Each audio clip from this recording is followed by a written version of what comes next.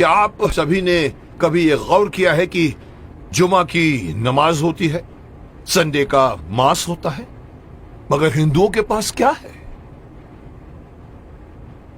जुमा के दिन मुस्लिम लोग पूरे देश भर में मस्जिदों में जाकर नमाज पढ़ते हैं। क्रिश्चियन लोग हर संडे को अपनी फैमिली को लेकर चर्च में जाकर मास करते हैं। हिंदू क्या करता है? किसी ने गौर किया है आज तक? और फिर हम शिकायत करते हैं कि हमारे में एकता नहीं है। मुझे कल एक डिस्टर्बिंग चीज देखने को मिली टीवी पर।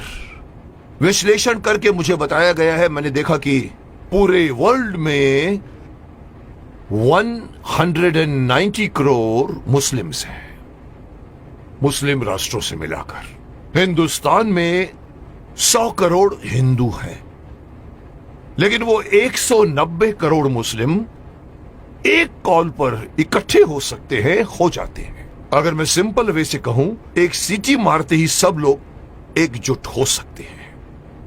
क्रिश्चियन लोग मिलकर एक दूसरे से फोर्स बन सकते हैं, लेकिन हिंदुओं का क्या भाई?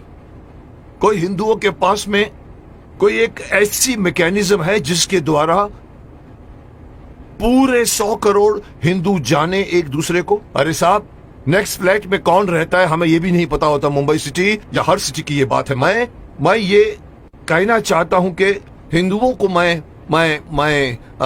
अगेन मैं वही कहूंगा कि मैं कहना चाहता हूं कि मुझे पता नहीं कि मेरी बात में कितना वजन है, लेकिन मैं पूरे देश के धर्माचार्यों को, मैं देश के पूरे संत समाज के जो बड़े बड़े आसीन पदासीन है, मैं उनको कहना चाहूंगा, आह्वान कीजिए, आप एक दिन मुकर्रर कीजिए, एक दिन फिक्स कीजिए, हफ्ते में एक दिन आप अपना लीजिए। और अगर मुझसे पूछो तो वो मंगलवार आ सकता है, क्योंकि मंगलवार हनुमान का दिन है, हनुमान जी का दिन है।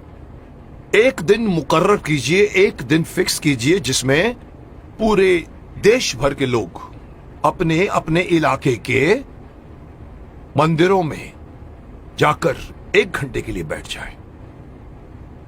क्या करेंगे आप लोग बैठकर? मुस्लिम लोग नमाज पढ़ते हैं, क्रिश्चियन लोग उनका एक अपना सिस्टम होता है, उनके फादर बोलते हैं। आप लोगों को, हिंदुओं को, कोई सिस्टम बनाने की कोई जरूरत नहीं, कोई आरती नहीं, कोई पूजा नहीं। आप ओमकार नाथ का जाप कीजिए। ओम 1 घंटे तक पूरा, जितने भी लोग, चाहे 50 हो, चाहे 100 हो, चाहे 200 हो, एक साथ मिलकर 1 घंटे तक आप ओंकार नाथ का जाप कीजिए। दूसरा ऑप्शन मैं दे रहा हूं, ओम नमः शिवाय, ओम नमः, इसका पाठ करिए आप 1 घंटे तक, या फिर गायत्री मंत्र का जाप कीजिए।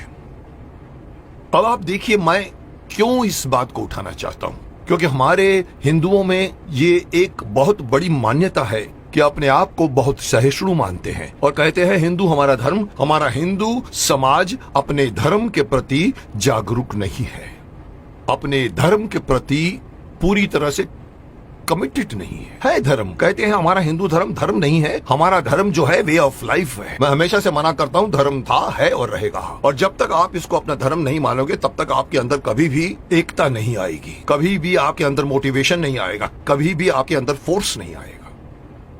इसलिए मैं चाहता हूं कि ये सारे हमारे पूरे देश में, आप इमेजिन कीजिए कि एक साथ पूरे देश में आप एक टाइम फिक्स कीजिए। मेरे हिसाब से रात को 7 से 8 बजे का टाइम फिक्स कीजिए।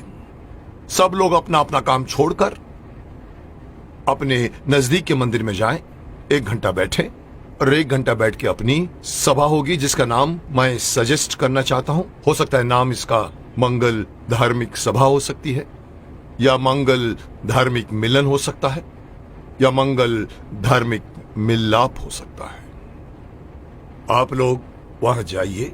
हर हिंदू, मैं अगेन बात करना चाहूंगा, इसमें बौद्ध भी आ जाते हैं, सिख भी आ जाते हैं, जैन भी आ जाते हैं, उनको भी आना पड़ेगा, उनको भी साथ में आना पड़ेगा, क्योंकि 100 करोड़ में उनकी गिनती होती है।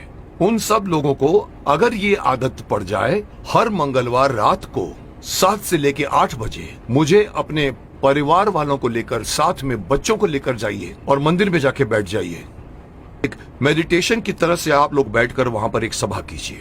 उसका नाम मैं देना चाहता हूं मंगल धार्मिक सभा। या मंगल, मांगलिक, मिलाप या कुछ भी नाम रखा जा सकता है। जैसे मुस्लिम कैसे नमाज कहते हैं, क्रिश्चियन उसे मास कहते हैं, आप उसे मंगल मिलाप कह सकते हैं। वहां आइए, आप देखेंगे आपका पूरा देश, आपके पूरे देश के 100 करोड़ हिंदू कितनी जल्दी एक दूसरे के साथ एकजुट हो जाएंगे, जिसका इस वक्त, इस कॉन्टेम्पररी आजकल आप देख रहे हैं जिस तरह के माहौल बन रहे हैं, उसमें हमारे हिंदुओं पर लोग एक तरह से हंसते भी हैं। उनको पता है कि ये लोग कोई मिलने वाले नहीं हैं। लेकिन अगर ये होना शुरू हो जाएगा तो आप सही अपने इर्द गिर्द के लोगों को सिर्फ जानोगे नहीं, पहचानना शुरू कर दोगे। जैसे कि मैंने कहा कि सिटीज में पता भी नहीं होता कि नेक्स्ट फ्लैट में कौन रहता है। इस बहाने आप आइए, बाहर निकल कर आइए, अपनी ड्यूटी मान कर आइए। मैं हर हिंदू को कहना चाहूंगा, और इसके लिए मेरी बात नहीं, मैं बड़े बड़े जो हमारे धार्मिक हमारे जो संत हैं, गुरु हैं, उनको मैं आह्वान करना चाहूंगा कि आइए आगे और अनाउंस कीजिए कि हर मंगलवार को 7 बजे से 8 बजे हर हिंदू को किसी नजदीकी मंदिर में जाकर 1 घंटा बैठकर आपको मेडिटेशन करना पड़ेगा। जो बैठेगा उसको भी फायदा होगा, क्योंकि मेडिटेशन में बहुत ताकत है।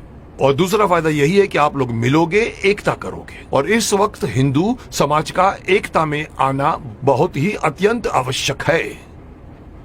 मैं नहीं बताना चाहता, लोग सब समझते हैं कि मैं क्या बोलना चाहता हूं, लेकिन हिंदू समाज बटा हुआ है। जुट और नंबर्स में ताकत होती है। ये हिंदू से निकलकर सिख, ये बौद्ध, ये जैन, इस बहाने साथ में आइए, क्योंकि आप पहले हिंदू हैं, उसके बाद में आप सिख हैं, उसके बाद में आप बौद्ध हैं, उसके बाद में आप जैन हैं। मेरी एक छोटी सी गुजारिश है कि मैं अपनी तरफ से सलाह देना चाहता हूं कि देश भर में कुछ ऐसा कानून बनाया जाए। ये कानून के दायरे में हो या पता नहीं धार्मिक दायरे में हो, लेकिन ये किया जाए, और तब जाकर दोबारा कोई ये नहीं कह सकेगा कि 100 करोड़ हिंदू बटे हुए हैं। क्योंकि हर मंगलवार को एक मांगलीय रूप से मिलते हैं और एक दूसरे के साथ आप बातें कीजिए, मिलते रहिए, लोग एक दूसरे को पहचानना शुरू कर दोगे, जो कभी नहीं करते आप। अंत में मैं हर हिंदू को इस बात से आगाह करना चाहूंगा कि अगर आप अपना फायदा चाहते हैं, अपने देश की भलाई चाहते हैं, अपने समाज की, अपने परिवार की भलाई चाहते हैं, तो एक होइए। और इससे आगे बढ़कर एक और बात कहना चाहूंगा कि धर्म को धर्म मानिए, यह मत कहिए कि वे ऑफ लाइफ है। और तीसरी बात, अपने बच्चों को अपने धर्म में इन्वॉल्व कीजिए। मैं अक्सर देखता हूं कि माँ बाप मंदिर में जा रहे होते हैं और छोटे बच्चे मम्मी से कहते हैं कि मम्मी मम्मी मम्मी मेरी सहेली मुझे खेलने के लिए बुला रही है, और माँ कहती है जा मत कीजिए। आप उस बच्चे का हाथ पकड़िए और बोलो चलो इस वक्त मंदिर जाना है। ये हर मुस्लिम करता है, ये हर क्रिश्चियन करता है, हिंदू क्यों नहीं करता? इसी का खामियाजा भुगत रहे हैं आप। बच्चों को बचपन से गीता पढ़ाइए, बच्चों को मंदिर लेकर जाइए। 1 घंटा या जब भी आप मंदिर में जाते हैं, विजिट करते हैं, बच्चों को साथ में लेकर जाइए, ताकि धीरे धीरे वो अपने देवी देवताओं को पहचानना शुरू करेंगे और एक हो जाएंगे।